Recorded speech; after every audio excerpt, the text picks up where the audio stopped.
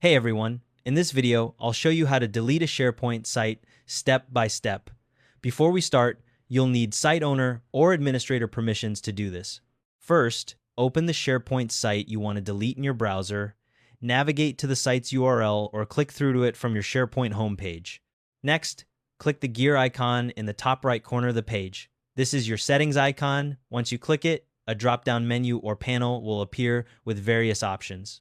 In that settings menu, click on Site Information. This will open the Site Information panel on the right side of your screen.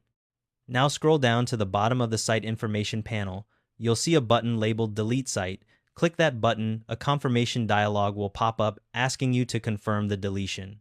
In this confirmation dialog, you'll see a checkbox and a delete button.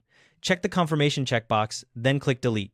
SharePoint will process the deletion within a minute or two, and the site will disappear from your active sites list. Now, a couple of important things to know. When you delete a site, everything goes with it all. Subsites, documents, lists, and libraries. The deleted site moves to the recycle bin where it stays for 93 days. During that time, a SharePoint administrator can restore it if needed.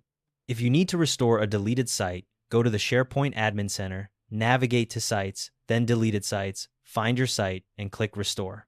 Only SharePoint administrators or global admins can do this. Site owners can't restore on their own. After 93 days, the site is permanently deleted. If your site is connected to a Microsoft 365 group, deleting the site also deletes the entire group, including the Outlook mailbox, calendar, and any Teams channels linked to it. Keep in mind, group-connected sites are only retained for 30 days instead of 93. And that wraps it up. Thanks for watching.